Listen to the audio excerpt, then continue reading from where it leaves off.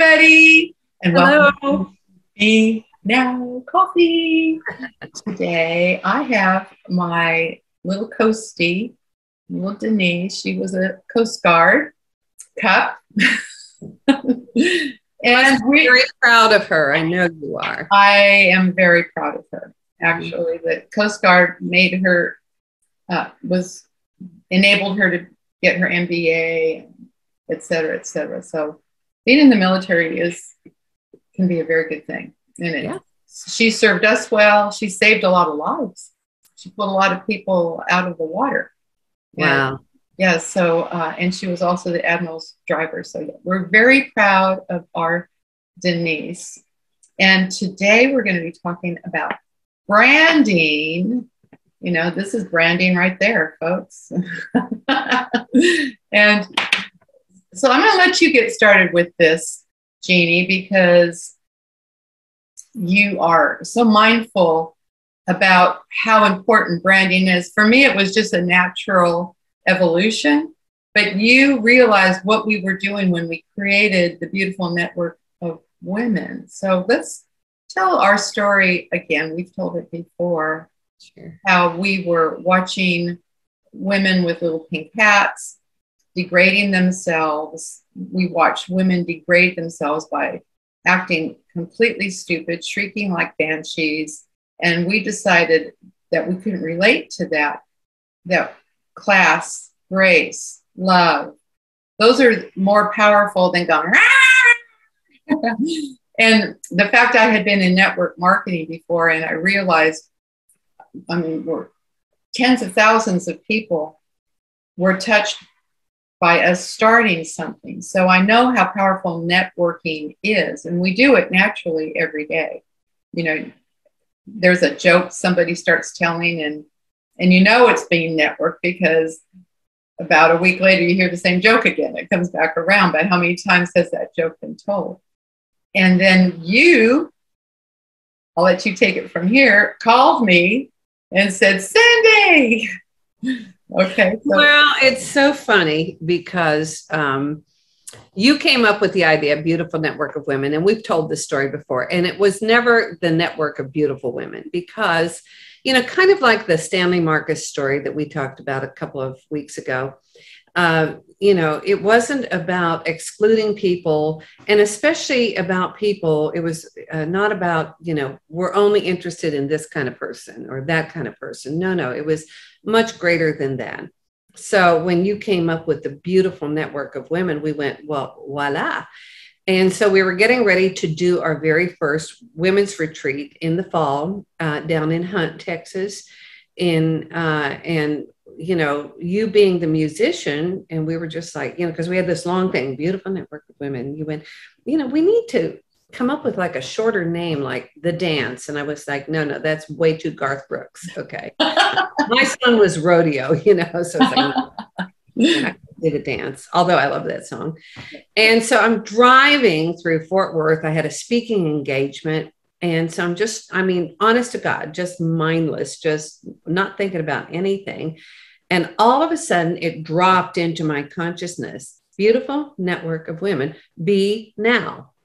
Oh my God. So I called you and I went, I remember that call, and I remember that. And by the way, speaking of Beautiful Network of Women, here's my shirt. Girl power. There you go. Yeah. I love it. Well, you know, and honestly, I told you at that time, I said, I would love to take credit for this, that I've been sweating bullets and, you know, I came up with this, but no, it was gifted to me, you know, through our oneness of mind, and it was Be Now. Well, speaking of Texas, you know, here in Texas, we have a lot of cattle, and, you know, people, especially if they're free range and stuff, they're branded, you know, with the ranch, because, you know, people will rustle them, and, you know, which means steal them and stuff like that. And there's a lot more humane branding now. It's like with doing frozen, you know, like dry ice and stuff. It's not the hot brand anymore. Oh, nice. Yeah. I like hearing that.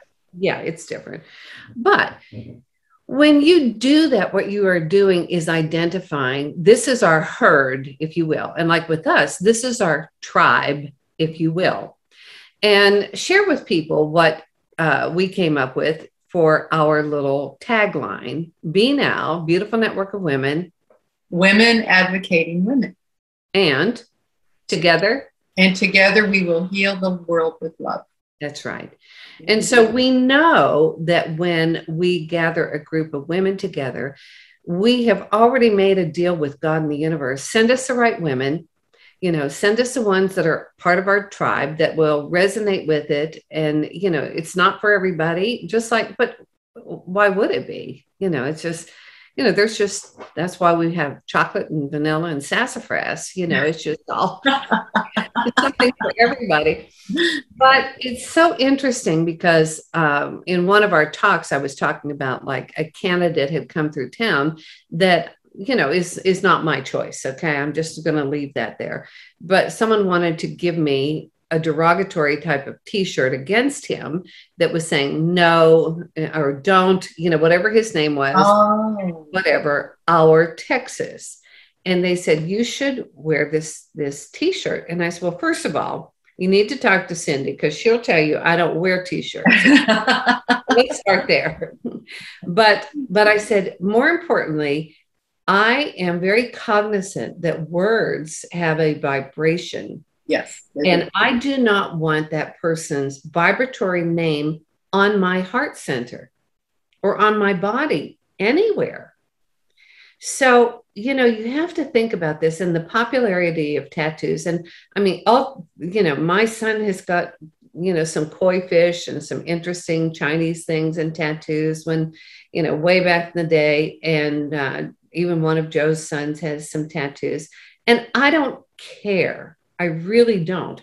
But what ends up happening many times, people will have these stupid things or hateful things tattooed or scary things on their body without thinking, what am I identifying with? What is the resonance of that thought, that word, that feeling, that concept that I am actually wearing on my body? And I don't know if other people have thought about this. I'm sure I'm not the only person. Well, let's go to Dr. Emoto.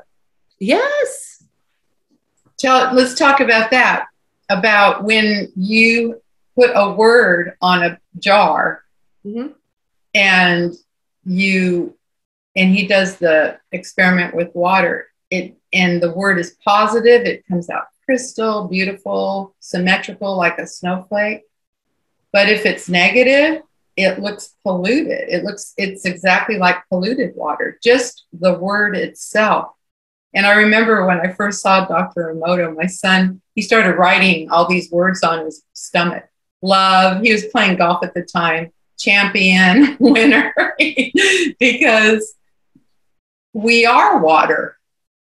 That's what we are. We're mainly water. I mean, look at somebody that's been cremated, dust to dust. They're just a little pile of dust. But at one time, they were mainly water. Exactly. Well, and I've seen tattoos, and I'm not going to beat the tattoo thing. Honest to God, I'm not against tattoos. I am not. Right. I'm just making my point. It's like I've seen people have it tattooed on their arm or wherever. Born to lose. Really? Oh, gosh. Yeah. Really? Born to lose? Or somebody I know that got a devil with angel wings. Yeah. What's that? Well, think about that. And so, and it's neither here nor there, but very interestingly, most of our listeners know that we have sold our house, and we are just leasing it back for the next 3 months because we are moving into our winery, which we built with love. And I love it. It's such a great feeling to walk in that building. It is. And we have these beautiful logos for our wine that is, just beautiful. Our logo for Junction Rivers Winery. And so anyhow, and we've had signs, and we had the local dry cleaners offered us a deal, to have 4x6 rugs, heavy duty with rubber backing in front of the door with our logo on it. And they would have them made, but we would sign a contract to have them cleaned every week. So they would pick up the one rug, put the other one down, clean it, and switch it out. So now that we are redoing the winery, and I said, what I want to do is I want to change the energy. I want to change the energy because words have energy. So it's very interesting, Cindy. I have designed a logo and you helped me with it, which was great. You showed me how to move things around because I'm clueless with that. And you're so good at design. But it says Casa 210 because the address is 210 North 6th Street, Junction, Texas, Casa 210. And then underneath I put, because my husband went to school in medical school, veterinary college, and also he taught and lived in Mexico a long time. So we put underneath there, Mi casa es su casa, which means our house is your house, my house is your house, to delineate that it is a house. So I had, and I've ordered these rugs and I've ordered, all kinds of stuff and some change of address cards and stuff like this. But one of my sisters just couldn't grasp the concept. And she was like, so why are you naming your house, getting a logo? And I said, because I want to. I want to brand my house now. Yeah, you should. I mean, but it's real interesting because I'm a real big gematria fan too, like letters have numerical values. And the other day I thought, I haven't even run the numbers on it. Casa 210 adds up to master number 11. Oh, nice. It's really excellent. Beautiful. Yeah. So, I'm very excited about branding this house because it's all built, we're totally renovating the whole thing, changing everything around. It's going to be gorgeous. It's not going to look like a Tuscan winery inside like it did, which was beautiful. But now it's going to look very French country with the softer colors, the eclectic, the elegance, the comfort, the beauty, and the flow. So, it's, for me, it's like we branded be who you are now, right now, which is the only moment we have. And I really do think that was already created before we thought about it. We talked about this. Everything that we're experiencing now, especially with a thought, is already. In fact, a lot of times when I get a little bit of a fear thought, for instance, a big one for any of us that ever had a teenager is, where are they? Yeah. Sitting awake at night. Yeah. And you go, where are they? Right. And to remedy that, I would imagine them walking through the door, or imagine me seeing them sleeping in their bed the next morning. That kind of thing, because that's the thought that I wanted to happen. Well, and it's that resonance.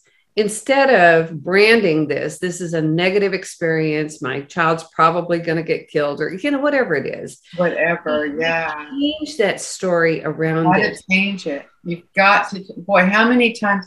And I do this playing cards. I have to share this with you. My parents, mom's 90, daddy's 93, and they do two things. They eat out and play cards. That's what they do now. And they love to play cards. So when I go out there, I play cards with them, of course, and I was whooping them bad because of what I know. And in fact, you branded yourself as winning those cards games. I saw, well, it was more like, win the battle, win the war. So I would be more like, I just picked a 5. I just picked a 5. I just picked a 5. If I needed a 5, here comes my 5 here.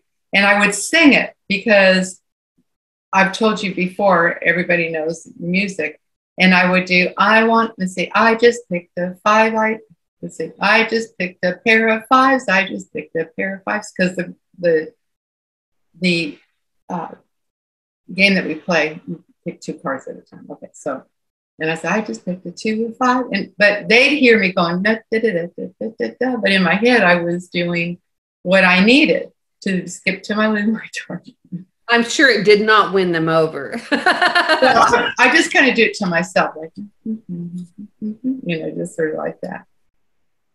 I was killing them. And I mean, bad. And my parents are wonderful, wonderful card players. And so later we were sitting in the living room, and I said, I got to share something with you because I almost feel like I'm cheating.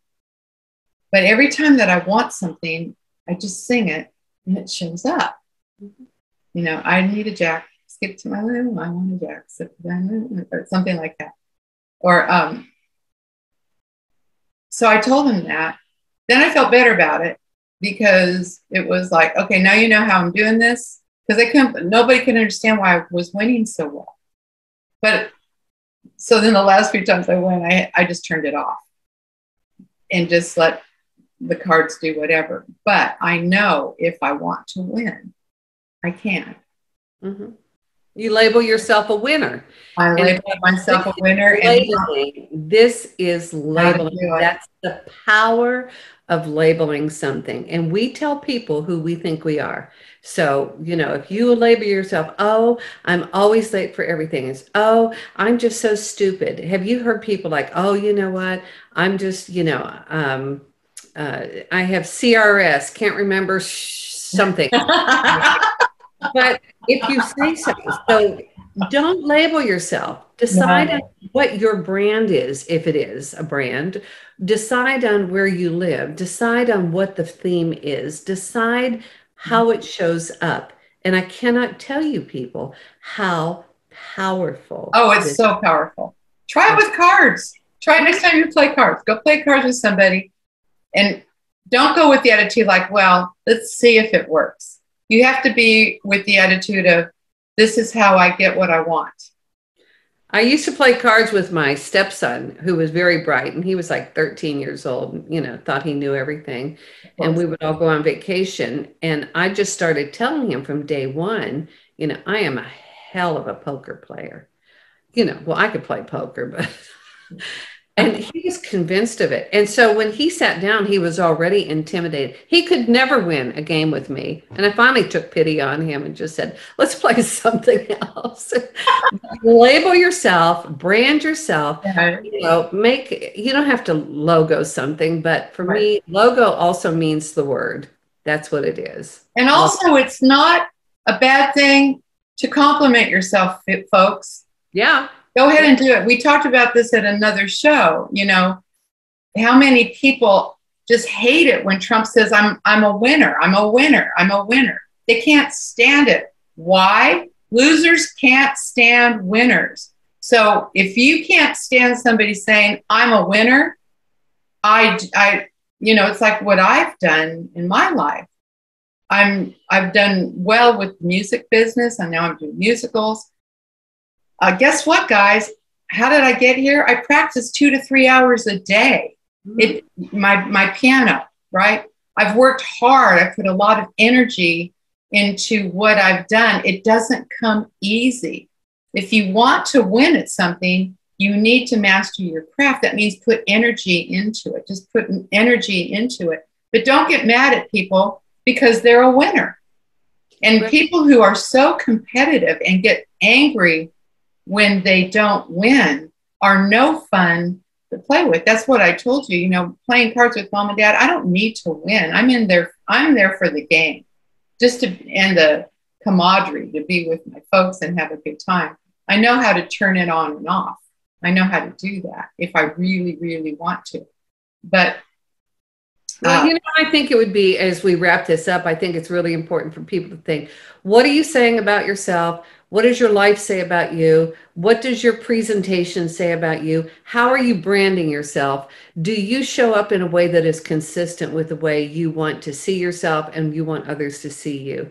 And that's it. Then you take total responsibility. Now you're talking the Tuttle way.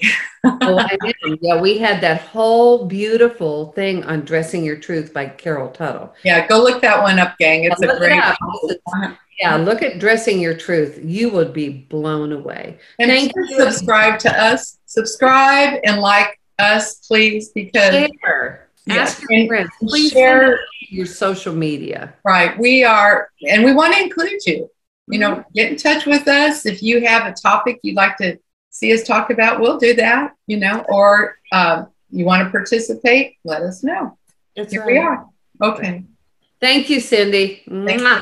Love you. And don't forget, everybody. Bye-bye. Bye-bye. Bye-bye.